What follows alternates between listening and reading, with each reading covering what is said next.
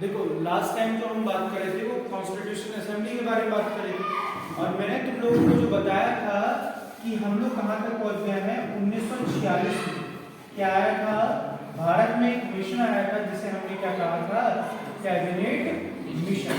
और cabinet mission Bharat आया जिसमें 3 व्यक्तियों को क्या है भेजा गया। जिस समय ब्रिटेन के, उस समय मैंने आप लोगों को बताया था कि ब्रिटेन के प्रधानमंत्री थे क्लाइमेट एटली, और क्लाइमेट एटली के कहने पर क्या हुआ, 3 व्यक्तियों को भारत भेजा गया जो उन्हीं की 3 क्या थे कैबिनेट के मेंबर थे।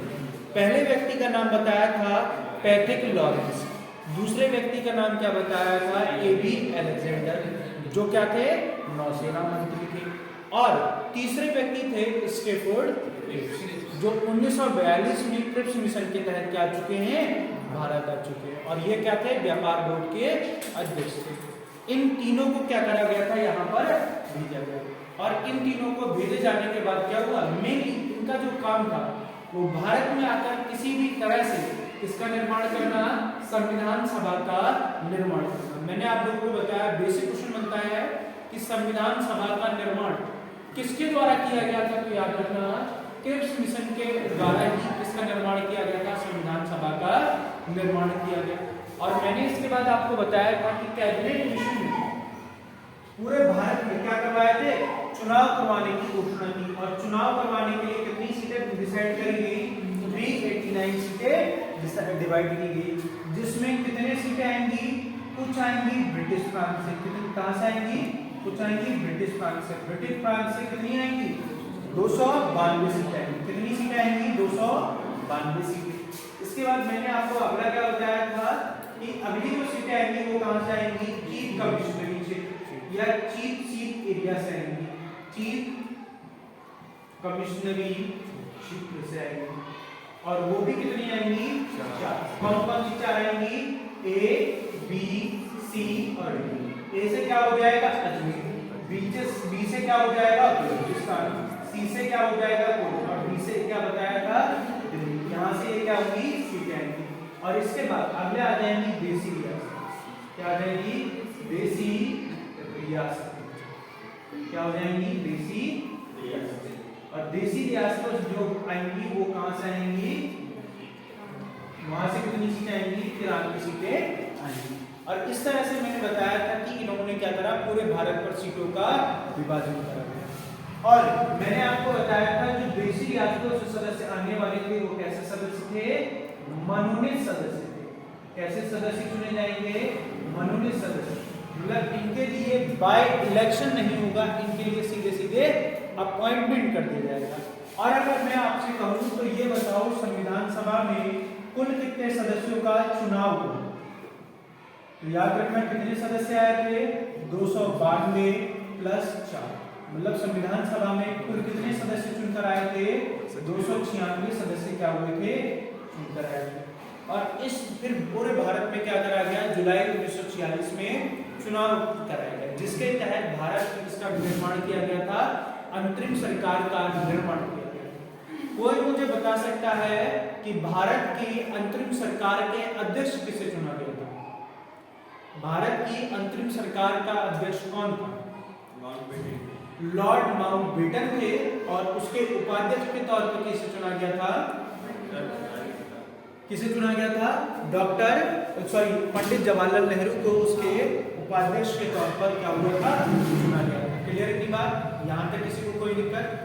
फिर मैंने बताया था जो पहली अंतरिम सरकार थी उसमें कुल कितने सदस्यों को चुना गया था, टोटल 14 सदस्य, कितने सदस्य थे, 14, जिसमें लॉर्ड बेबल के सुझाव पर, इस समय याद रखना भारत का वायसराय कौन था, लॉर्ड बेबल के सुझाव पर मुस्लिम लीग भी क्या हो गई इसमें इंक्लूड हो गई, और मुस्लिम लीग के कितने सदस्य इंक्लूड हुए, भारत की अंतरिम सरकार में 14 सदस्य थे, 9 कहां से आ जाएंगे, कांग्रेस से, और 5 सदस्य क्या आए थे, मुस्लिम लीग से आए थे। ये लिखवाया था नहीं लिखवाया था, और इनमें सबसे मेन पद जो दिया गया था वो लियाकत अली खान को दिया गया था, जो किस पद से बिलोंग करते थे, तो इन्हें कौन सा पद दिया गया था, वित्त मंत्री का पोस्ट दी गई। और ये पोस्ट क्यों दी गई थी, ताकि ये क्या कर सके, जो अंतरिम सरकार है उसे ना चलने दे सके, और भारत में किसी भी तरह से क्या लिया जा सके, जोड़ दिया जा सके कि भारत का क्या करा जाए, विभाजन किया जाए। इस तरह से पूरे उसको क्या करा गया था, डिवाइड करा गया था पूरे भारत।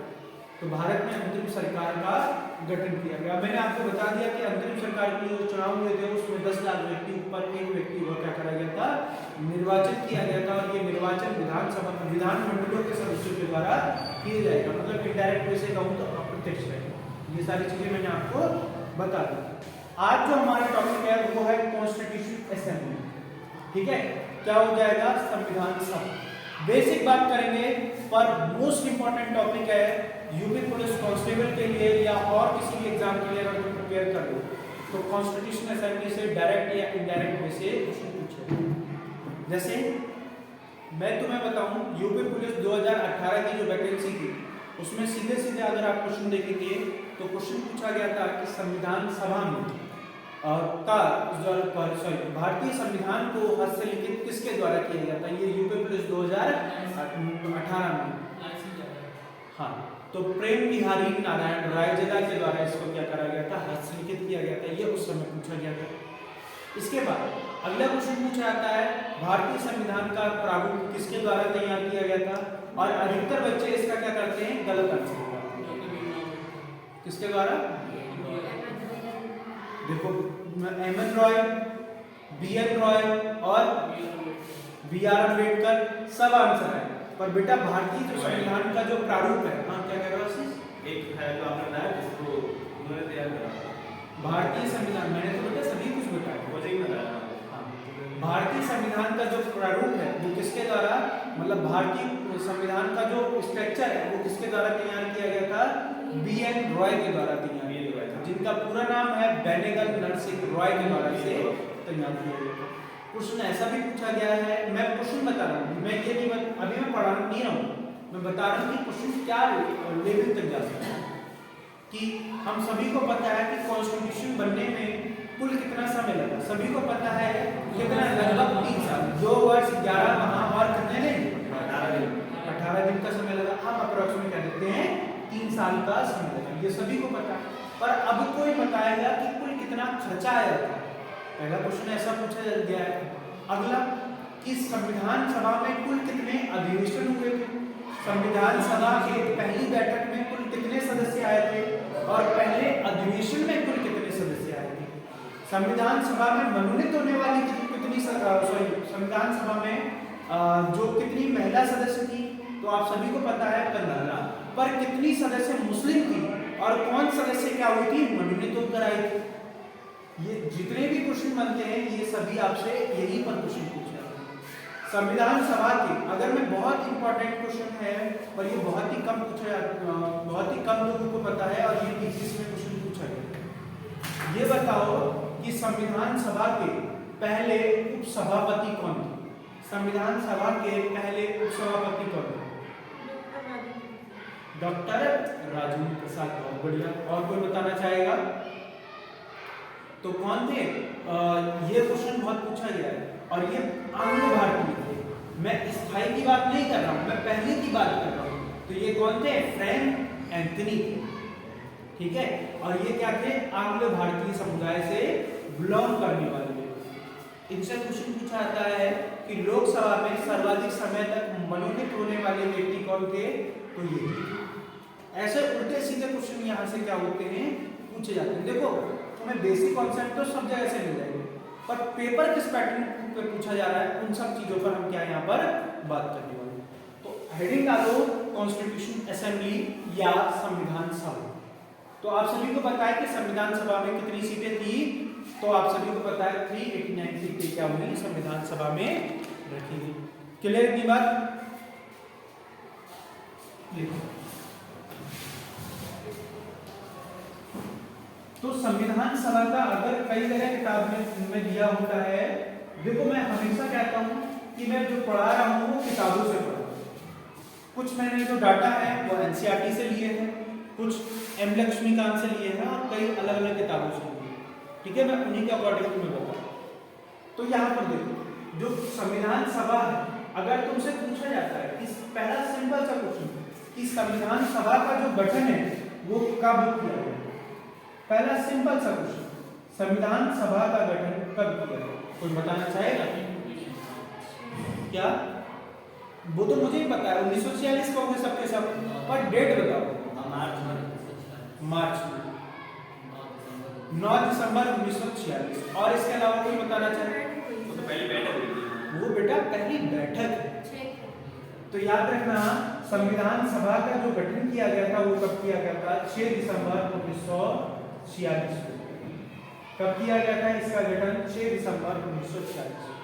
अब एक बात बताओ कि अगर मैं इस क्लास में मैंने लिमिटेड बच्चे रखे और अगर मैं लिमिटेड बच्चों को अगर रखना चाहूँ, क्योंकि मुझे भीड़ नहीं चाहिए, या मैं चाहूँ तो पूरी क्लास को बुला लूँ, या मैं गली मोहल्ले के जो जा रहा भाई बाहर से आजा कोई पढ़ाऊँ घेर के लिया नहीं, ठीक है, या मैं भाई सबको फोन करूँ, ठीक है, कोई मतलब नहीं है होता, ना मैं किसी को बुलाऊंगा और ना जिसे पढ़ना होगा वो अपने आप। उसी तरह से भारत में क्या हुआ था? इलेक्शन हुआ था, और इलेक्शन भी उन्हीं का हुआ था जिन लोगों का क्या करा गया?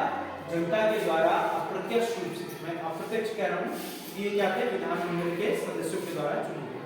तो जिनको चुना गया था उन्हीं को तो यहाँ पर रखा गया था। उसी तरह से इसके लिए अब मैं इलेक्ट करूंगा तो उससे पहले मैं क्या करूंगा? यहाँ पर सभी लोगों को अपॉइंट करूंगा कि तुम लोग क्या होंगे इसमें पार्टिसिपेट करोगे, होगा नहीं होगा? तो इसलिए संविधान सभा का जो गठन किया गया था वो कब किया गया था? 6 दिसंबर 1946 को संविधान सभा का गठन किया गया था। पर क्वेश्चन ये बनता है कि संविधान सभा की पहली बैठक, याद रखना संविधान सभा की पहली बैठक जो हुई थी वो कब हुई थी? पहली बैठक तो याद रखना ये कहां पर हुई थी? 9 दिसंबर 1946। कब हुई थी? 9 दिसंबर 1946 को क्या हुई थी? पहली बैठक का क्या करा गया था? आयोजन किया गया था। पर कहाँ हुई थी? दिल्ली में। तो वो तो सभी को पता है दिल्ली में हुई थी, पर कहाँ पर हुई थी? है दिल्ली के काउंसिल बाग के सेंट्रल हॉल में। दिल्ली के काउंसिल बार के सेंट्रल हॉल। हाँ, बार मतलब जो एडवोकेट के लिए होता है, ठीक है, उन्हें भी बार काउंसिल कहते हैं, ठीक है, वो वहां पर काउंसिल बार के सेंट्रल हॉल में, या वहां पर क्या क्या था? सेंट्रल हॉल में लाइब्रेरी थी, उसमें इसकी क्या हुई थी? पहली बैठक का आयोजन किया गया। इसमें क्वेश्चन पूछा जाता है कुल कितने सदस्य उपस्थित हुए? पहली बैठक की बात है तो इसमें उपस्थित सदस्य कोई बताएगा कितने उपस्थित सदस्य? तो याद रखना है इसमें जो उपस्थित सदस्य हुए थे वो कितने हुए थे? 207 सदस्य क्या हुए थे? उपस्थित हुए थे। कितने सदस्य उपस्थित हुए थे? 207 सदस्य उपस्थित हुए थे। अब तुम कहोगे कि भैया चुने कितने लोग थे? 389 जो मेंबर्स थे ये क्या हुए थे? इलेक्ट हुए थे या इन्हें चुना गया था। पर कितने लोगों ने इसमें पार्टिसिपेट करा था? तो पार्टिसिपेट करने वाले सिर्फ और सिर्फ कितने थे? 207। बाकी सब मेंबर कहां चले गए? अब बाकी सारे जो सदस्य थे वो कहां चले गए? तो वो पता है कंफ्यूजन में थे, क्योंकि डेट क्या है? 1946 की। अभी तक भारत का विभाजन नहीं हुआ, पहले बता दें। और भारत के विभाजन के बाद सीटों की संख्या क्या हो जाएगी? कम हो जाएगी। अभी उस पर ही बात करेंगे। तो जो लोग देसी रियासतें थी उन्होंने इसमें पार्टिसिपेट नहीं किया। क्यों? क्योंकि देसी रियासतें कितनी है? 93 देसी रियासतें थी। और मुस्लिम लीग, ये मुस्लिम लीग तो डिमांड कर रही थी किसकी? कि हमें क्या चाहिए? पाकिस्तान चाहिए। और अगले जो बचे हुए देसी रियासत है वो इसलिए उन्होंने पार्टिसिपेट नहीं करा कि हम भारत में रहेंगे या पाकिस्तान में रहेंगे। तो इन चक्कर में क्या हुआ कि देसी रियासत और मुस्लिम लीग ने क्या करा? इसमें पार्टिसिपेट नहीं करा। और कुछ अन्य रीजन की वजह से कुछ अन्य सदस्य उपस्थित नहीं रह पाए। तो यही क्वेश्चन पूछा जाता है कि पहली बैठक में कुल कितने सदस्य उपस्थित रहे थे? 207 सदस्य उपस्थित रहे थे। पर अब मैं अगर तुमसे पूछूं कि कुल कितनी महिलाएं उपस्थित थी? पहली बैठक में उपस्थित थे, पहली बैठक में उपस्थित महिलाएं उपस्थित महिलाएं। तो याद रखना पहली बैठक में जो महिलाएं उपस्थित हुई थी वो कितनी हुई थी? सिर्फ और सिर्फ 9। जो तुम में से जो लोग आंसर दे रहे हो 15 था, वो क्या है? संविधान सभा में आने वाली या चुने जाने वाली जो महिला सदस्यों की संख्या थी वो कितनी थी? तब आंसर हो जाएगा 15। संविधान सभा में कुल कितनी महिला सदस्य थी? तो वो थी 15। पर पहली बैठक में कुल कितनी है? तो उसमें कितनी है थी? सिर्फ और सिर्फ 9 महिला सदस्य इसमें क्या हुई थी? उपस्थित। क्लियर थी बात? अब देखो यहां तक किसी को पॉइंट आउट कि मेंबर कितने आए थे? 207। उपस्थित कितनी महिलाएं हुई? 9 महिलाएं इसमें उपस्थित हुई। अगला, इसके बाद अगला क्वेश्चन बनता है कि आप मान लो आज क्या है? पहली क्लास, और पहली क्लास में मैं करूं इसका, मैं किसी को कुछ नहीं जानता, ठीक है? अब एक बात बताओ, मुझे तुम में से क्या है, किसी एक को क्या करना है? यहाँ पर क्लास लीडर चुनना है या लीडर तुम्हारा चुनना है, जिसे हम क्या देते हैं? अध्यक्ष। मुझे चुनना है तो मैं तुम्हें क्या करूंगा? तुम में से किसको, पहले एक बात बताओ, किसको, मुझे नहीं पता कि कौन कितना काबिल है, कि भाई साहब कौन 90% वाला है, किसका सिलेक्शन होगा किसका नहीं होगा, मुझे कुछ नहीं पता। तुम्हारी पहली क्लास है तो मैं तुम्हें कैसे जज करूंगा कि ये जो है ये क्लास का मॉनिटर बनने लायक है या ये अध्यक्ष बनने लायक है या ये उपाध्यक्ष? वोटिंग कराने का मेरे पास टाइम ही नहीं है ना। मैं पहली मीटिंग है मेरे पास, पहली मीटिंग कर रहा हूँ और मुझे तुम में से किसी एक को क्या है? मॉनिटर चुनना है। उम्र के हिसाब से तो मैं क्या करूंगा? जिसके पास सबसे ज्यादा एक्सपीरियंस होगा, मेरे लिए सबसे ज्यादा इस समय क्या होगा? पहली बार अगर मैं देखूंगा तो सबसे ज्यादा एक्सपीरियंस, सबसे ज्यादा नॉलेजेबल कौन होगा? जिसके पास सबसे ज्यादा क्या होगी? तो इसी आधार पर क्या हो गया? ये फ्रांस की पद्धति है कि जो सबसे बुरा आदमी होगा या सबसे उम्र दराज व्यक्ति था उसी को क्या कर दिया गया? इसका अध्यक्ष चुन दिया गया। इस समय चुनाव नहीं करें। तो ये क्या हो गया? पूछा जाता है कि संविधान सभा की पहली बैठक का अध्यक्ष कौन? अध्यक्ष या सभापति। याद रखना उस समय के सबसे वयस्क या अगर हम कहें तो सबसे युवा सबसे बुजुर्ग व्यक्ति या सबसे उम्र दराज जो व्यक्ति थे उनका नाम क्या था? डॉक्टर सच्चिदानंद सिंह। इसके क्या थे? पहले अध्यक्ष के तौर पर चुने। तो पहला ये क्या थे? और याद रखना ये कैसे अध्यक्ष थे? अस्थायी। कैसे थे? अस्थायी का मतलब है कि इन्हें टेम्परेरी तौर पर चुना गया, क्योंकि हो सकता है आगे वो अगला इलेक्शन कर लूं तो ये हो जाए। तो यहीं पर इसके क्या हो जाएंगे? पहले ये कौन हो जाएंगे? अस्थायी अध्यक्ष। देखो क्वेश्चन पूछा जाता है कि संविधान सभा के, पहला सिंपल सा क्वेश्चन पूछा जाएगा, संविधान सभा के पहले अस्थायी अध्यक्ष तो सभी को पता है कौन हो जाएंगे? सच्चिदानंद सिन्हा। पर इसी में यहीं पर थोड़ा सा अलग कर देता है कि संविधान सभा के पहले अध्यक्ष कौन थे। तो पहले भी अध्यक्ष कौन थे? तो याद रखना डॉक्टर सच्चिदानंद सिन्हा। ये तो सभी को पता है। अब इसके बाद पूछा जाता है पहले उपसभापति। पहले उपसभापति मतलब इसको क्या कह दूं? उपसभापति कह दूं या उपाध्यक्ष? कौन? तो कोई मुझे बताएगा? Frank Anthony. बताया था नहीं बताया था? पहले उपसभापति कौन थे? Frank Anthony. कौन थे? Frank Anthony. ये कौन से थे? आंग्ल भारतीय। कैसे थे? आंग्ल भारतीय। बहुत क्वेश्चन पूछा गया, ये पीसीएस के क्वेश्चन में आया है कि भारतीय संविधान सभा के पहले उपसभापति कौन थे? Frank Anthony. याद रखना ये कैसे थे? आंग्ल भारतीय। और तुम लोगों को पता होगा कि हमारी जो लोकसभा थी उसमें कितनी सीटें थी पहले? आज तो 550 हैं, करंट में 550 है। पहले कितनी सीटें थी? 552, जिसमें से जो 2 सदस्य होते थे वो कौन से होते थे? आंग्ल।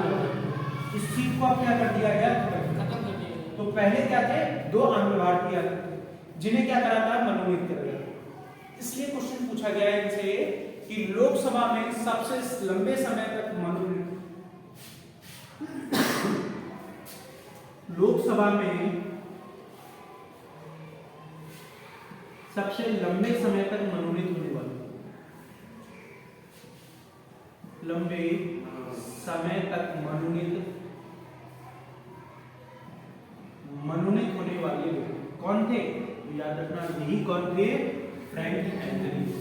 ठीक है, याद रखना, ये क्वेश्चन पूछा गया लोकसभा में सबसे लंबे समय तक मनोनीत होने वाले व्यक्ति या सर्वाधिक बार मनोनीत होने वाले, लंबे समय तक, क्योंकि सबसे ज्यादा बार होंगे तो सबसे लंबे समय तक क्या रहे होंगे?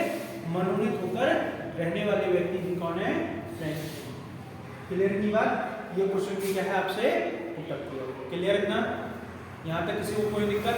ये जब अंतिम सरकार का अध्यक्ष कौन बैठे था? हाँ, क्लियर? यहाँ तक किसी को कोई दिक्कत? अब देखो, अब यहाँ पर पहला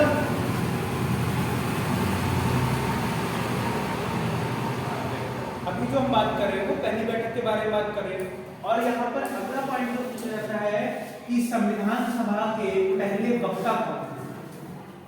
प्रथम वक्ता। वक्ता का मतलब होता है, ये बेटा बहुत में थोड़ा वो है दिक्कत होगी, इसलिए मैं यहाँ कि संविधान सभा के पहले वक्ता, वक्ता का मतलब होता है पहले, सबसे पहले बोलने वाले, स्पीकर। संविधान सभा के पहले वक्ता किसे कहा जाता है? तो संविधान सभा के पहले वक्ता कौन है? जेबी आचार्य जेबी कृपलानी। इनका पूरा नाम है आचार्य जेबी कृपलानी।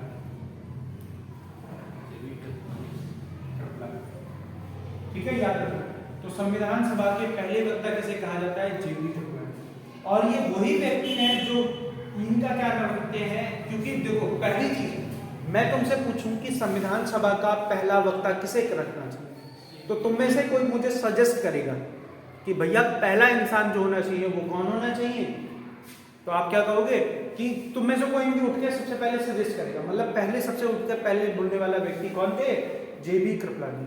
और जेबी कृपलानी को जब मैंने तुम्हें कांग्रेस के अधिवेशन पढ़ाए थे तो मैंने तुम्हें क्या बताया था कि देश की आजादी के समय कांग्रेस का अध्यक्ष कौन था? तो वो भी कौन थे? जेबी कृपलानी थे। बताया था, नहीं बताया था? तो इन्होंने क्या करा था? सबसे पहले डॉक्टर सच्चिदानंद सिन्हा का क्या रखा था? नाम का प्रस्ताव रखा था, इसलिए इन्हें क्या कहा जाता है? संविधान का पहला वक्ता कहा जाता है। क्लियर की बात? सर पहले तो वो बोला हुआ है कि क्वेश्चन क्यों? बेटा प्रस्ताव ये यहाँ पर इन्हें कहा जाता है कि सबसे पहले संविधान सभा के बारे में इन्हें बोला। सर आप हमें बोल रहे थे कहोगे तभी तो बेटा बोलेगा सबसे पहले तो लाउड माउंटबेटन बोले हो, पर लाउड माउंटबेटन के यहाँ पर कोई होल ही नहीं, वो तो स्थायी वो तो इसका मेंबर ही नहीं है, तो फिर कैसे मेंबर्स की बात होगी? अब तुम कहोगे भैया वो तो राष्ट्रपति था, सबसे पहले तो स्पीच शुरू होती है, वो राष्ट्रपति के अभिभाषण से होती है, तो सबसे पहले वो बोलेगा, ऐसा कोई मतलब नहीं। तो ये बोल रहा था मेंबर थोड़ी ना इसका, ठीक है? तो ये चीज याद रखना। इतना क्लियर? इसके बाद अगला प्रश्न आता है कि मैंने तुम लोगों से कहा संविधान सभा में उपस्थित होने वाले कुल कितने सदस्य थे? याद रखना 207 पहली। पर अगर मैं तुमसे कहूं प्रथम अधिवेशन में कितने सदस्य थे? संविधान सभा के प्रथम अधिवेशन में उपस्थित सदस्य कितने हो जाएंगे? तो याद रखना 211। अब बेटा कोई मुझे बताएगा कि प्रथम अधिवेशन और बैठक, जब भी आपसे कहा जाएगा पहली बैठक में कुल कितने सदस्य थे? तो 207, और प्रथम अधिवेशन में कितने थे? 211। अधिवेशन में बैठने का क्या होगा? यही तो मैं बेटा क्वेश्चन पूछ रहा हूँ कि बैठक और अधिवेशन में फर्क क्या होता है? कोई मुझे बताएगा कि बैठक और अधिवेशन में फर्क क्या होता है? बैठक का मतलब होता है मीटिंग, और अगर मैं कहूं तो अधिवेशन का मतलब होता है सेशन। तुमने देखा होगा जिसे हम हिंदी में क्या देते हैं? सत्र। सत्र जो होता है वो कई सारे दिनों तक चलता है, उसे हम इनडायरेक्ट में से क्या देते हैं? अधिवेशन। तुमने देखा होगा कि लोकसभा का जो सत्र चलता है, सत्र कितने दिन तक चलता है? पता नहीं कितने दिन तक चलेगा, कितने दिन तक कार्यवाही चलेगी, ठीक है? वो स्थगित भी हो सकती है अनिश्चित काल के लिए, या समाप्त भी करी जा सकती है, डिपेंड करता है उस सदन के अध्यक्ष या स्पीकर, ठीक है? ये उस पर डिपेंड करता है। इतना मैंने तुम लोगों को बताया कि नहीं बताया? तो सत्र जो होता है वो लंबे दिनों तक चलता है। जैसे हमने कहा कि आज से लेकर ये क्या है क्लास, मान लो ये मीटिंग जो शुरू होगी वो 10 दिन चलेगी, 12 दिन तक चलेगी, वो उसे क्या कहा जाएगा? सत्र कहा जाएगा। और बैठक जो आज सिर्फ बैठक हुई है, आज क्लास हुई है उसे क्या कर दिया जाएगा, बैठक। दोनों में फर्क होता है, बैठक सिर्फ एक दिन होती थी और जो अधिवेशन होता है वो लगातार होता है, ठीक है, कई सारे दिनों तक चल सकता है। तो अधिवेशन में कितने हुए थे, 211, क्योंकि आज नहीं आ पाए कुछ कल आ जाएंगे। जैसे आज भाई साहब हरीश और कई सारे बच्चे प्रेजेंट नहीं है, हरीश नहीं है, कृष्णा नहीं है, देवेंद्र नहीं है, ये सब लोग नहीं है प्रेजेंट, तो इनकी वजह से क्या है, अभी एब्सेंट है ना ये बच्चे, तो इसलिए क्या हो जाएगा, यहाँ पर कम है, पर अब जब कल क्लास होगी तो कल बच्चे आ जाएंगे, तो उस वजह से क्या हो जाएगी, नंबर बढ़ेंगे नहीं बढ़ेंगे, कुछ कल हो सकता है तुम में से कोई छुट्टी कर जाए, ठीक है, तो कुछ बढ़ेंगे भी और कुछ घटेंगे भी, ठीक है। हाँ, अधिवेशन लगातार होगा। तो अधिवेशन में कुल कितने सदस्य आए थे, 211, और बैठक में कितने आए थे, 207 मेंबर्स इसमें क्या हुए थे, प्रेजेंट। क्लियर थी बात। अगला, पर जब ये बैठक हुई तो दिक्कत किसे होगी, अंग्रेजों को दिक्कत होगी नहीं होगी। तो भारत का सबसे, अगर मैं कहूं तो भारत का सबसे प्रबल विरोधी कहा जाने वाला एक व्यक्ति था जिसका नाम था विंस्टन चर्चिल।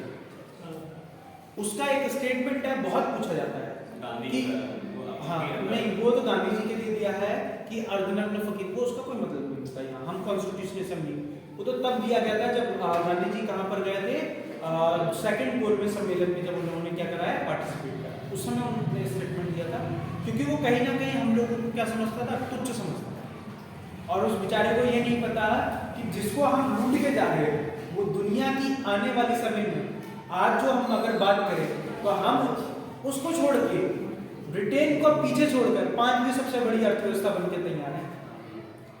और आज जो हमारे पास पावर है, मैं किसी पार्टी की बड़ाई नहीं कर रहा हूं, मैं इस समय सिर्फ इंडिया की बारे में बात कर रहा हूं। इंडिया की जो पावर है कि दुनिया के जितने भी देश हैं, इस समय सेकेंड वर्ल्ड वॉर की जो सिचुएशन बनी हुई है, तो यूरोपीय यूनियन और जो पश्चिमी देश है वो क्या आ रहे हैं, भारत के पास आ रहे हैं कि तुम हमारी साइड में हो जाओ, और रूस जैसे देश हमारे पास, वो भी हमारे पास आ रहे हैं कि तुम क्या हो जाओ, हमारे पास हो जाओ।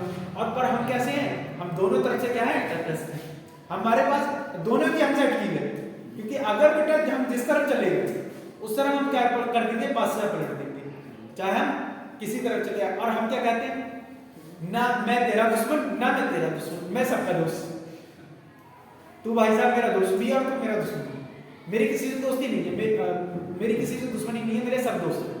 कहां नहीं वो, हम क्या कह रहे हैं, तटस्थ रहते।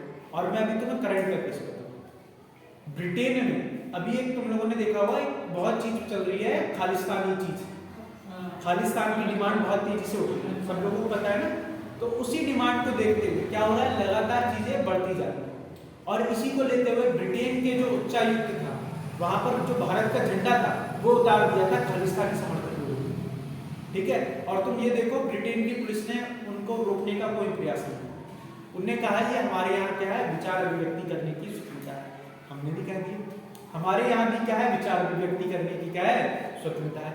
हमने उनको जो दी जाने वाली सिक्योरिटी थी वो हमने भी हटा दी। हमने कहा हमारे यहाँ के लोगों को भी विचार अभिव्यक्ति करने की स्वतंत्रता है, और हम जो तुम्हें सुरक्षा दे रहे हैं वो तुम्हारे अंदर देंगे, अंदर हम बाहर हमारे लोगों को भी तो विचार अभिव्यक्ति करने की स्वतंत्रता है। भाई साहब कोई तुम पे आकर गोबर के मार के चले जाए, हैप्पी होली कर जाए, हमें क्या मतलब। हमारे यहाँ विचार अभिव्यक्ति की स्वतंत्रता इस तरह से दिखाई जाती है, कोई तुम्हें उठाए कॉलर से पकड़े और नाली में क्या है रगड़ के तुम्हारे साथ हैप्पी होली खेले, वो भाई साहब हमारे यहाँ विचार अभिव्यक्ति होली मनाने की स्वतंत्रता है। गाँव में देखा है नहीं देखा, ये हमारे यहाँ की स्वतंत्रता है। तुम्हें प्रोटेक्शन देना हमारी जिम्मेदारी है, पर तुमने हमें नहीं दिया, तो भाई साहब हमने भी तुम्हारा प्रोटेक्शन क्या कर लिया, वापस नहीं किया। अब ये क्या है, जो इंटरनेशनल मीडिया है उस पर बहुत बड़ी सुर्खी बना हुआ कि भाई साहब ब्रिटेन ने अब जैसा करा वैसे हमने क्या कर दिया, ब्रिटेन के साथ कर दिया, अब तुम करो जैसा तुम करोगे वैसा हम करेंगे। अब हम बेटा किसी से दबने वाले नहीं है, ये हमारी पावर है। तो विंस्टन चर्चिल हमें क्या समझता था, उस समय तुच्छ समझता था कि हम क्या है, काले लोग, हम लोग कंपैरिजन उनके यूरोपीय की तुलना में हम काले, ठीक है, वरना हमारे यहाँ भी बहुत चितकबरा लोग पड़े, ठीक है, तो उनकी बातें गलत है। तो विंस्टन चर्चिल हमारे यहाँ क्या समझता था कि जो भारतीय हैं वो अपने हम लोग क्या है सरकार को नहीं चला सकते, हम उनके कंपैरिजन में क्या है तुच्छ हैं।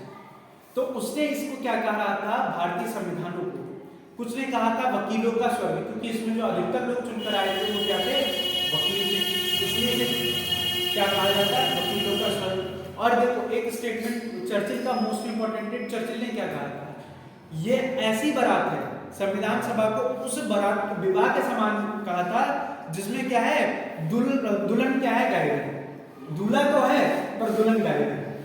उसने हमारी क्या कर दी थी, किससे तुलना कर दी थी, हम जो है वो बाराती हैं और हम बारात लेके पहुंच गए पर हमारी जो दुल्हन है वही गायब हो गई। उसने हमारी तुलना इस तरह से करी। लिखो, विंस्टन चर्चिल ने कहा, विंस्टन चर्चिल का बहुत इंपॉर्टेंट टॉपिक आता है, ये लिखो, विंस्टन चर्चिल ने कहा कि भारतीय संविधान सभा वह बारात है या वह विवाह है, वह विवाह के समान है जिसकी दुल्हन गायब है, जिसकी दुल्हन क्या है गायब, जिसकी दुल्हन गायब। क्लियर की बात। ये स्टेटमेंट पूछा गया कि ये किसके द्वारा कहा गया, ठीक है। और इस तरह से क्या कहा गया, भारतीय लोगों के संविधान के बारे में मजाक उड़ाया गया। और उस समय का इत्तेफाक भी कि हमारा जो समय संविधान बनकर तैयार हुआ कब, 1950 में जिसे लागू किया गया, 26 जनवरी 1950 को लागू किया गया। वैसे बनकर जो तैयार हो गया था वो 26 नवंबर 1949 को बनकर तैयार हो गया, पर लागू कब किया गया था, 26 जनवरी 1950। और तब से लेकर हमारा संविधान आज तक वैसा का वैसा ही क्या है बरकरार है। इसमें कुछ संशोधन किए गए हैं, बाकी हमारा संविधान जो है वो आज भी उसी तरह से काम करता है जैसे पहले काम करता है। जरूरत के अनुसार इसमें क्या कर दिए गए, चेंजेस कर दिए गए। ये है हमारे संविधान बनाने वालों की खूबसूरती और बनाने का तरीका। सर अपने यहाँ इतना बड़ा संविधान है तो संशोधन होते रहते हैं, कहीं कोई सा आर्टिकल बदल दिया कहीं, और जहाँ सब एक पेज का 2 पेज का है वो लोग कैसे सरकार। तो बेटा वो कानूनों को लागू करते हैं, वो संविधान नहीं बना रहे हैं, वो क्या करते हैं कॉन्स्टिट्यूशन में चेंज करते रहते हैं। सॉरी, उसमें हमने जो यहाँ के रूल एंड रेगुलेशन होते हैं उनमें चेंजेस कर देते हैं। जैसे अब तुमने देखा होगा हमारे संविधान में कहीं पर भी जो हमारे संविधान में कुछ चीजों का उल्लेख किया गया, मूल कर्तव्य और उन सारी चीजों का, पर कहीं पर भी यातायात नियमों का लिखा गया उसके लिए अलग, कहीं पर आईपीसी का जिक्र किया गया, सबके अलग अलग वो कानून, तो वो क्या कर देते हैं कानून लेकर आ जाते हैं। हमारे यहाँ क्या है संविधान आरक्षण, हमारे यहाँ संविधान किया गया, ये सारी चीजों में हम चेंजेस इस तरह से यहाँ पर क्लियर की बात। तो ये क्या हो गई पहली बैठक, इतना सारा यहाँ पर क्या हुआ काम। पहली बैठक में क्या हुआ, इसका गठन संविधान सभा का गठन कब किया गया था, 6 दिसंबर 1946। पहली बैठक कब हुई थी, 9 दिसंबर 1946 दिल्ली के काउंसिल बाग के सेंट्रल हॉल में। उपस्थित सदस्य कितने थे, 207। प्रथम अधिवेशन कब हुआ था, 211। पहली बैठक में उपस्थित कितने हुए, 9 महिलाएं उपस्थित हुई। इसके प्रथम अध्यक्ष कौन थे, प्रथम अध्यक्ष या अस्थायी अध्यक्ष किसे कहा जाता है संविधान सभा का, डॉक्टर सत्येंद्र सिन्हा को कहा जाता है। उपसभापति फ्रैंक एंथनी रहे थे और ये क्या है आनंद भारती, और लोकसभा में सबसे लंबे समय तक क्या रहे थे, मनोनीत होने वाले व्यक्ति भी कहा जाता है। लोक संविधान सभा के पहला वक्ता किसे कहा जाता है, जेबी कृपलानी को कहा है। इसके बाद मैंने तुम्हें बताया था कि प्रथम अधिवेशन वाला बता दिया। इसके बाद मैंने विंस्टन चर्चिल का स्टेटमेंट बताया कि विंस्टन चर्चिल ने क्या कहा कि ये क्या है उस बारात के समान है जिसमें क्या है, उस विवाह के समान है जिसमें क्या है दुल्हन क्या हो गई है गायब हो गई। ठीक है, याद रखना। क्लियर थी बात। ये वो वाली स्टोरी बता दी इसने, तो मेरी शादी में जरूर वो जरूर आना, घबरा के मेरा प्यार इंतजार देखेगी जिसमें वो वाला गाना, ठीक है, वही वाली स्टोरी इसने पहले बता दी। अगला अब क्या हो जाएगी, सेकंड मीटिंग में देखो ये लोग क्या थे, एक दिन तो ये क्या करते थे, एक दिन ये संविधान सभा के तौर पर काम करते थे और दूसरे क्या थे, विधायिका के तौर पर काम करते थे, क्योंकि इनको क्या करना है, दोनों तौर पर काम करना है। एक दिन क्या है हमारे यहाँ की विधायिका के तौर पर काम करना है और दूसरे दिन क्या करना है संविधान। इसलिए जो मीटिंगें होती थी अधिकतर वो एक दिन के गैप में होती थी, ठीक है। और यही क्वेश्चन पूछा जाता है कि इसके पहले अध्यक्ष कौन थे? संविधान सभा के अध्यक्ष, स्थायी अध्यक्ष किसे कहा जाता है? डॉक्टर राजेंद्र प्रसाद को। और दूसरी अगर मैं बात करूं तो दूसरे दिन की जब मीटिंग हुआ करती थी तो उसके अध्यक्ष कौन बन जाते थे? विधायिका या लोकसभा के अध्यक्ष कौन हो जाते थे? जीवी मावलंकर। इसलिए क्वेश्चन बनता है कि लोकसभा के पहले अध्यक्ष कौन थे? तो वो थे जीवी मावलंकर या गणेश वासुदेव मावलंकर। इसलिए तुम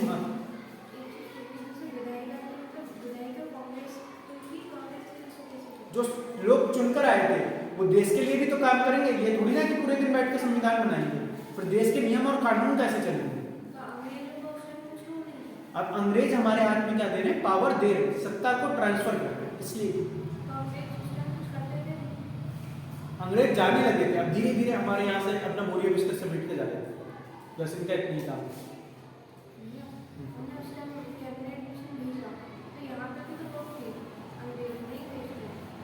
पर उनका इतना इन्वॉल्वमेंट अब हम हमारी अपनी सरकार हो गई, हम अपनी वो बना रहे हैं, संविधान सभा बना रहे हैं, तो अंग्रेज धीरे धीरे हमारे हाथ में क्या कर रहे हैं? सत्ता। अब एक बात बताओ, सब मैं ही करता रहूंगा तो तुम क्या करोगे? तो महीना बना दो कॉन्स्टिट्यूशन। अगर तुम्हारी जगह पेपर मुझे ही देना है तो महीना दे आओ फिर पेपर, या महीना पढ़ लूं। तो मैं तुम्हें इसलिए तो तुम्हें इन्वॉल्वमेंट इसलिए कर रहा हूँ, मैं पीछे इसलिए रह जा रहा हूँ तुम्हारे, मैं पीछे इसलिए हो रहा हूँ कि तुम क्या हो, तुम्हारे हाथ में मैं क्या है, पढ़ाकर चीजों को छोड़ दो कि भाई साहब पेपर कैसे देना है तुम्हें। इसी तरह से अंग्रेज ने क्या करा, मैं अंग्रेज थे नहीं इसलिए पहले बता दूं कि मानने लगो कि अंग्रेज अच्छे थे, ठीक है। तो फिर क्या हुआ कि अगर अंग्रेजी सारा काम कर लेते तो फिर भारतीय फिर कमजोर नहीं हो जाते, और कहीं ना कहीं हम किसके पर डिपेंड हो जाते? अंग्रेजों पे हो जाते, नहीं हो जाते। तो इसलिए धीरे धीरे क्या हुआ कि अंग्रेज क्या हुए, पीछे हटने लगे और किसके हाथ में सत्ता ट्रांसफर होने लगी? भारतीय के हाथ में। और अगर तुम खुद कोई चीज करोगे और खुद अगर टेस्ट प्रैक्टिस लगाओगे, मॉक टेस्ट लगाओगे, तो अपने आप को तुम इम्प्रूव करोगे नहीं करोगे? अब मैं ही तुम्हारे अच्छा बार बार वही मैं आऊँ बार बार मॉक टेस्ट यहाँ पर तुमसे लगवा दूँ, ठीक है, मैं सॉल्व करवा दूँ, तुम भाई साहब उसको उतार लो, क्या तुम्हारा डेवलपमेंट हो पाएगा? क्या तुम्हारी प्रैक्टिस हो पाएगी? नहीं, जब तक तुम खुद नहीं करोगे। तो अब क्या हो रहा है, अंग्रेज बैक फुट पर आ गए और फ्रंट फुट पर कौन आ चुके हैं? भारतीय आ चुके हैं। तो इसलिए सारे काम अब भारतीय कर, ठीक है। और किसी का कोई डाउट? अगला यहां पर फिर क्या होगी, 10 तारीख को इन्हें क्या करें, सबके आवेदन मंगा कि कौन क्या कर सकता है, इसका अध्यक्ष के तौर पर रह सकता है, या मंगवाए गए। चुनाव भी उसी दिन हो गया, और उसके बाद अगले तारीख जो मीटिंग हुई वो क्या हुई थी? 11 दिसंबर। एक दिन 9 को हुई थी, फिर 10 की छुट्टी, 10 को विधायिका के तौर पर काम करा, फिर क्या गई 11 दिसंबर 1946। मतलब इस दिन कौन सी मीटिंग हुई है? सेकंड मीटिंग के तौर पर इसे क्या करा गया था? यहाँ पर बुलाया गया, ठीक है। और सेकंड मीटिंग में क्या डिसीजन लिया गया? सेकंड मीटिंग में डिसीजन लिया गया कि पहले अध्यक्ष किसे चुना गया, तो स्थायी अध्यक्ष। पहला काम क्या हुआ? पहला काम हुआ वो अस्थायी अध्यक्ष को हटाकर क्या लगा गया? स्थायी अध्यक्ष चुना गया। और स्थायी अध्यक्ष के तौर पर किसे चुना गया? डॉक्टर राजेंद्र। कोई मुझे बता सकता है कि डॉक्टर राजेंद्र प्रसाद को किन किन नामों से जाना जाता है? डॉक्टर राजेंद्र भारत रत्न पहले ये वही व्यक्ति है, देखो ये स्टैटिक टॉपिक है। पहले भारत रत्न प्राप्त करने वाले भारत के पहले राष्ट्रपति, इन्हें किन नामों से जाना जाता है? अजातशत्रु के नाम से जाना जाता है। दूसरा नाम इनका क्या कहा जाता है? बिहार गांधी। और इन्हें क्या कहा जाता है? देश रत्न भी कहा जाता है। इस तरह से डॉक्टर राजेंद्र प्रसाद के बारे में आपको क्या है याद रखना। क्लियर है बात? यहाँ तो स्थायी अध्यक्ष किसे चुना गया? डॉक्टर राजेंद्र प्रसाद। और इसके बाद क्या आ जाएगा? अस्थायी अध्यक्ष, सॉरी उपाध्यक्ष। अब क्या आ जाएगा? अगला चीज किसे चुना जाएगा? स्थायी उपाध्यक्ष। अब क्या होगा कि उपाध्यक्ष जो चुने गए वो पहले थे एचसी मुखर्जी। पहले किसे चुना गया? एचसी मुखर्जी। और जैसे ही एच.सी. मुखर्जी को क्या चुना गया, इसका उपाध्यक्ष चुना गया, वैसे ही संविधान सभा में क्या होने लगा है, फुसफुस होने लगी कि भाई साहब क्या है, उत्तर भारत के लोगों को सबका सब क्या दे दिया गया, नेतृत्व दे दिया गया, पर दक्षिण भारत के लोगों को क्या नहीं दिया गया, नेतृत्व नहीं दिया गया। इसलिए लोग क्या हो गए, दक्षिण भारत के लोग। क्योंकि एक चीज देखो कि अगर मैं आज तुमसे बात करूं कि सबसे ज्यादा, अगर मैं कहूं कि साक्षरता दर कहां की है, केरल की, कराया नहीं कराया कि सबसे ज्यादा साक्षरता दर कहां की है, केरल। सबसे ज्यादा लिंगानुपात कहां का है, केरल का। और सबसे ज्यादा पॉपुलेशन कहां की है, उत्तर प्रदेश। बिहार कहां की है, उत्तर प्रदेश की। मतलब ये सबसे ज्यादा लोग जो साक्षर हैं वो कहां के, केरल के। तो इन लोगों ने, मतलब दक्षिण भारत के जो लोग थे, केरल, तमिलनाडु, आंध्र प्रदेश, ये जो लोग थे, ये क्या कर रहे थे, देश की जो पॉपुलेशन ग्रोथ रेट है, ये समझ चुके थे कि अगर पॉपुलेशन ज्यादा बढ़ेगी तो यहाँ पर क्या होगी, दिक्कत होगी। तो इन लोगों ने क्या करना शुरू करा, यहाँ पर अपने यहाँ जनसंख्या वृद्धि दर को नियंत्रण करना शुरू करा। पर हम लोग क्या करने लगे, हम उत्तर भारत वाले तो बहुत टैलेंटेड है, हमने देश आजादी के बाद इतनी पॉपुलेशन बढ़ाई कि भाई साहब सबसे ज्यादा पॉपुलेशन हमने ही बढ़ाई। और आज हम क्या है, उत्तर प्रदेश जो है वो पहले नंबर पर चल रहा है, और 2023 के लास्ट तक हम क्या लेंगे, दुनिया में पहले नंबर पर हमारा कीर्तिमान स्थापित होगा नहीं होगा, कि हमारे पास जो इंसान है वो बनाने की फैक्ट्री जैसी लग गई, भाई साहब सबसे ज्यादा हमारे पास ही होगा। तो ये क्या है, तो इस तरह से जो उत्तर भारत के लोग थे उनने क्या करा, एक तो अच्छा काम कर रहे हैं, उनकी पॉपुलेशन को ग्रोथ जो रेट है उसे कम करने की कोशिश कर रहे हैं। पर अब तुम मुझे बताओ, डॉक्टर राजेंद्र प्रसाद कहाँ के, बिहार के, एच.सी. मुखर्जी उत्तर भारत के, ठीक है, और जितने भी इंपॉर्टेंट पद हैं वो सभी कहाँ के आए, उत्तर भारत के। दक्षिण भारत के व्यक्ति का कभी तक तुमने नाम सुना नहीं। तो इसलिए क्या होगा, दक्षिण भारत के जो लोग थे उनके मन में क्या हो गया, थोड़ा सा भेदभाव वाला कॉन्सेप्ट कि तुम क्या कर रहे हो, उत्तर भारत के तो तुमने सब चुन लिया, हम कहाँ जाएंगे, और हमारे नेतृत्व कौन करेगा, हम तो भाई सब चलो मान लिया हम कहाँ पर आ गए, हम संविधान सभा में आ गए, पर हमारे भी कोई अध्यक्ष और उपाध्यक्ष इंपॉर्टेंट पोस्ट पे क्या होना चाहिए, हमारा इंसान भी बैठा होना चाहिए। इसलिए संविधान सभा के 2 उपाध्यक्ष, पहले थे एच.सी. मुखर्जी, और दूसरे जो चुने गए वो कौन चुने गए, वी.टी. कृष्णमाचार्य। तो याद रखना कितने चुने गए, वी.टी. कृष्णमाचार्य। संविधान सभा के कितने उपाध्यक्ष चुने गए थे, 2। तो कौन रहेंगे, पहले हो जाएंगे एच.सी. मुखर्जी और दूसरी कौन से रहेंगे, वी.टी. कृष्णमाचार्य। क्लियर इतनी बात, साउथ के आ रहे हैं। अब तुम नाम से ही पता चल रहा है ये क्या होगा, दक्षिण भारत से आ गए, ठीक है। तो इस तरह से यहाँ पर आ गए। अब देखो सबसे मोस्ट इंपॉर्टेंट आता है, अब यही पर संविधान सभा के संवैधानिक सलाह, संविधान सलाह के सभा के संविधान सभा के संवैधानिक सलाहकार किसे चुना गया, बी.एन. रॉय। किसे चुना गया, बी.एन. रॉय, जिन्हें कहा जाता है बेनेगल नरसिंह, बेनेगल नरसिंह राव। इन्हें क्या चुना गया, भारत के संविधान सभा का संवैधानिक सलाहकार नियुक्त किया गया। क्योंकि ये क्या थे, अंतर्राष्ट्रीय न्यायालय का मुख्यालय कहाँ है, दाहेग में। तो ये क्या थे, उसके न्यायाधीश के तौर पर क्या कर चुके थे, काम कर चुके थे। इसलिए इन्हें क्योंकि भाई हमें कॉन्स्टिट्यूशन बनाना है, और ये जो चीज को जानता है उसको क्या करा जाएगा, इंपॉर्टेंट रूल दिया जाएगा। तो भारतीय संविधान सभा का यहाँ पर क्या चुना गया, इन्हें बेनेगल नरसिंह राव को संवैधानिक सलाहकार के तौर पर चुना गया। क्लियर है बात, यहाँ तक किसी को कोई दिक्कत। अगले दिन क्या हुई, फिर छुट्टी, मतलब फिर क्या हो गया, विधायिका के तौर पर।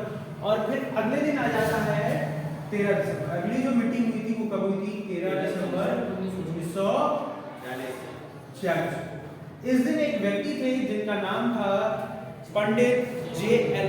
नेहरू, ठीक है, पंडित जवाहरलाल नेहरू। इनने क्या कहा, इन्होंने एक प्रस्ताव प्रस्तुत किया जिसे क्या कहा जाता है, उद्देश्य। तो ये क्वेश्चन पूछा जाता है कि उद्देश्य प्रस्ताव किसके द्वारा प्रस्तुत किया गया था, लिखो पंडित जवाहरलाल नेहरू ने उद्देश्य प्रस्ताव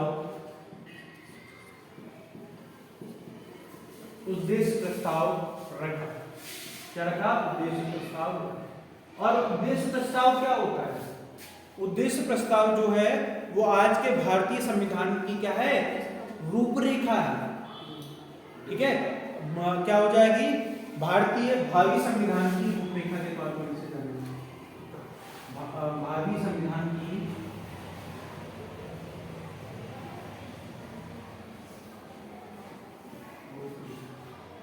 इसी से क्या बना? भारत के बाद में क्या बनी है हमारी? प्रस्तावना बनी। हाँ, उद्देश्य प्रस्ताव से भारत की बाद में क्या बनाई गई है? प्रस्तावना बनी। क्लियर इतनी बात? तो यही पूछा जाता है, उद्देश्य प्रस्ताव किसके द्वारा रखा गया था? पंडित जवाहरलाल नेहरू के द्वारा रखा गया था। कब रखा गया था? 13 दिसंबर 1946 को उद्देश्य प्रस्ताव रखा गया। पर क्या हुआ? इस समय कितने जो मेंबर्स थे उनने क्या कर दिया? 2 मेंबर ऐसे थे जिन्होंने इसे क्या है? तत्काल प्रभाव से लागू करने का इसका क्या कर दिया? कौन कौन थे? विरोध करने वाले। उद्देश्य प्रस्ताव को तुरंत विरोध करने वाले व्यक्ति कौन थे? तो पहले थे बाबा साहेब भीमराव अम्बेडकर। तो मैं सीधे सीधे लिख रहा हूं BR अम्बेडकर। पहले व्यक्ति कौन हो जाएंगे? BR अम्बेडकर। और दूसरे व्यक्ति कौन हो जाएंगे? MR जयकर। इनने क्या करा कि इस प्रस्ताव को तुरंत पारित ना करा, इसका क्या कर दिया? विरोध कर दिया। तो ये क्वेश्चन भी पूछा गया कि ये इसका विरोध करने वाले व्यक्ति कौन थे? याद रखना वो कौन थे? तो याद रखना कौन हो जाएंगे? BR अम्बेडकर और MR जयकर। इन्होंने क्या करा? इसका विरोध कर दिया। अब विरोध क्यों करा? क्योंकि इनका मानना था कि अब तक जो मेंबर प्रेजेंट हो रहे हैं वो कितने हैं? 207 या पहले एडमिशन में 211। ठीक है, पर मेंबर हैं कितने? 389 मेंबर इसमें हैं। तो ये क्या है भैया कि तुम्हें से जैसा अगर मैं कोई चीज कहूं तो क्या हुआ? तुम्हें से कोई बच्चे कहने लगे कि भैया ऐसा है, अभी बच्चे कमा रहे हैं, तो ऐसा करते हैं कि भैया ये जो चीज है, जब बच्चे आने लगे तो क्या करें? उन सबकी परमिशन से हम ऐसा कर लेते हैं। जैसे अगर मान लो मैंने टाइम चेंज की बात करी कि टाइम चेंज करा जाना चाहिए, तो कुछ कहेंगे कि भैया टाइम क्या है यही रहने दो, कुछ कहेंगे बाद में। और जो बच्चे नहीं आ रहे उनका प्रस्ताव कौन लेगा? तो इसलिए MR जयकर और BR अम्बेडकर ने क्या कहा कि ये जो इतने मेंबर हैं कुछ दिन और इंतजार करते हैं, जो आएंगे उनका हम क्या करेंगे? उनके प्रस्ताव को लेकर हम क्या कर देंगे? पारित कर देंगे। इसलिए इसे क्या है? तत्काल लागू करने का या पारित करने का जो विरोध किया था वो किसने करा था? भीमराव अम्बेडकर और MR जयकर के द्वारा इनका क्या करा गया था? विरोध किया गया। क्लियर है नहीं बात? पर इसे पारित कब किया गया था? लिखो उद्देश्य प्रस्ताव को 22 जनवरी 1947 को पारित कर दिया। प्रस्ताव भाई उन्होंने जिस दिन झंडा फहराया था और उस दिन रास्ता तो क्या मैं उद्देश्य प्रस्ताव की बात कर रहा हूँ, संविधान सभा की बात नहीं कर रहा हूँ, भारतीय संविधान। पहले चीज सुन तो ले। उद्देश्य प्रस्ताव को कब लाया? कब गया था? 13 दिसंबर 1946 को। और इसे पारित कब किया गया था? 22 दिसंबर 1947 को क्या कर दिया गया था? पारित कर दिया गया। क्लियर इतनी बात? यहाँ तक किसी को कोई दिक्कत? और जैसे ही इसे क्या कर दिया गया? पारित कर दिया गया। तो अब एक बात बताओ, इसको यहां से यहां तक ये भी क्वेश्चन पूछा गया कि उद्देश्य प्रस्ताव संविधान सभा में कुल कितने दिन के लिए रहा? तो याद रखना यहां से यहां तक जब तुम काउंट करोगे तो कितने दिन आ जाएंगे? 41 दिन। कितने दिन तक रहा था? 41 दिन। 41 दिन बाद क्या करा गया था? इसे पारित किया गया। लिखो उद्देश्य प्रस्ताव पारित होने में 41 दिन का समय लगा। उद्देश्य प्रस्ताव को पारित होने में 41 दिन का समय लगा। कितने दिन का समय लगा? तो आप देख लो 41 दिन का यहाँ पर क्या लग रहा है? समय। उद्देश्य प्रस्ताव को पारित होने में कुल कितने दिन का समय लगा? ठीक है, अब देखो इसके बाद अगला जो तुम्हारा पॉइंट बनता है वो बनता है कि उद्देश्य प्रस्ताव के बारे में हम आगे बात करते हैं कि अगला जो इंपॉर्टेंट डेट आ जाती है वो क्या आ जाती है, प्रारूप समिति। क्या आ जाएगी, प्रारूप समिति। प्रारूप समिति का गठन कब किया गया, प्रारूप समिति थी क्या, और इन सब चीजों के बारे में हम क्या करेंगे, बात करेंगे।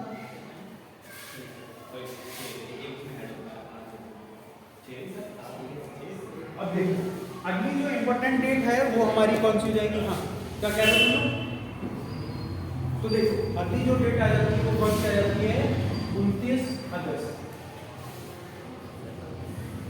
1970। वो क्या करा गया, प्रारूप समिति का गठन पूछा जाता है। प्रारूप समिति का गठन कब किया गया था, याद रखना,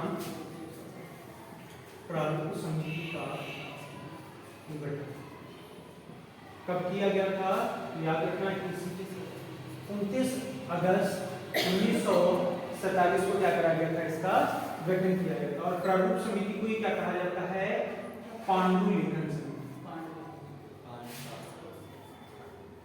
पांडुलेखन समिति, लेखन समिति, या इसी को क्या कहा जाता है, ड्राफ्टिंग कमेटी। इसे इंग्लिश में क्या कह देते हैं, ड्राफ्टिंग कमेटी। इसे 3 नामों से जाना जाता है, प्रारूप समिति, ड्राफ्टिंग कमेटी, या क्या होगा, पांडुलेखन समिति। और बेटा अब जो एग्जाम में ट्रेंड में है वो कौन सा है, पांडुलेखन। हमें प्रारूप समिति याद होता है, ड्राफ्टिंग कमेटी याद होता है, पर पांडुलेखन समिति को हम भूल जाते हैं। तो आप सभी को पता है कि जो प्रारूप समिति है उसके कुल सदस्यों की संख्या कितनी है, तो याद रखना टोटल कितने थे, 1 प्लस 6 बराबर कितने मेंबर थे, 7। कुल कितने सदस्य थे, 7। एक कौन है, इसमें था एक अध्यक्ष। कौन था, अध्यक्ष। और अध्यक्ष आप सभी को पता है कौन है, BR, किसे चुना गया, BR अम्बेडकर।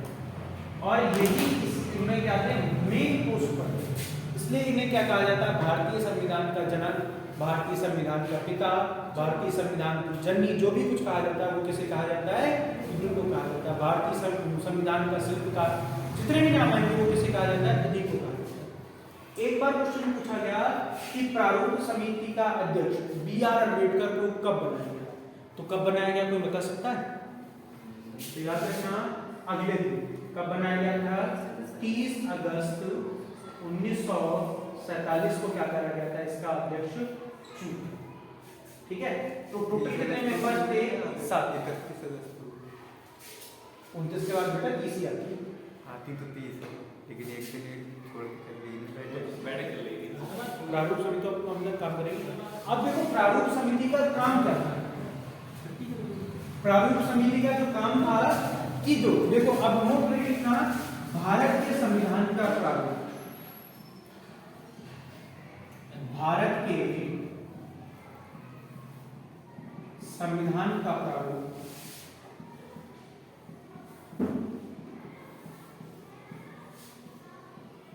BN रॉय ने तैयार किया। मतलब भाई एक ढांचा, BN रॉय ने तैयार किया। क्वेश्चन पूछा गया है भारतीय संविधान का प्रारूप किसके द्वारा तैयार किया गया था, BN रॉय के द्वारा तैयार किया गया। और ये क्या थे, मैंने बताया दायर में न्यायाधीश के तौर पर काम करते। राय लिखो या राहुल, ये कॉपी में आ रहा हूँ।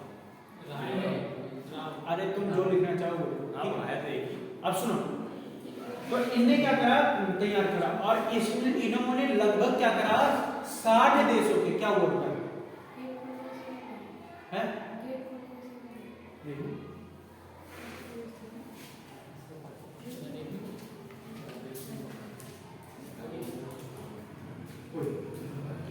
ठीक है।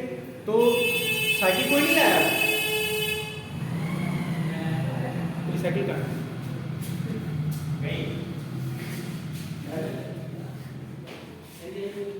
ठीक है, याद रखना। अरे तुम वीडियो बन लीजिए, हम बीच में एक बजा रहे, ठीक है। तो BN रॉय को इसको क्या करा गया था, अध्यक्ष। क्लियर की बात, यहाँ तक किसी को कोई दिक्कत। अब देखो BN रॉय ने जो लगभग कितने देशों को पढ़ा था, 60 देशों के संविधान को क्या करा, पढ़ा। और एक क्या करा, जैसे कानून का मतलब क्या होता है, स्ट्रक्चर पे।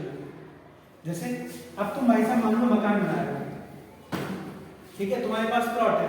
अब तुम्हारे ऊपर डिपेंड करता है कि तुम मकान में क्या क्या चाहते हो। अब तुम चाहते हो कि भाई मैं मकान ना बनाऊं, मैं दुकान बना के खड़ी कर दूं, ठीक है, तो एक बड़ा सा हॉल बना लो, अच्छी बात।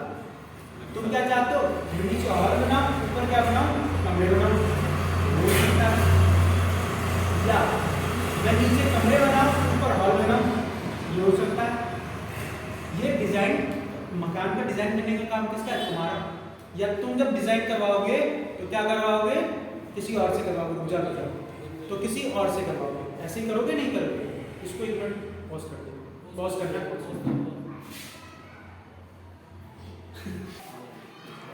ठीक है। अब देखो, तो जब तुम मकान को बनाओगे तो कुछ ना कुछ उसका फ्रेम तैयार करोगे नहीं करोगे, तो उस फ्रेम को ठीक है। चलो आज लाइट चली गई, फिर आज देर रखते हो, चलो बंद करो।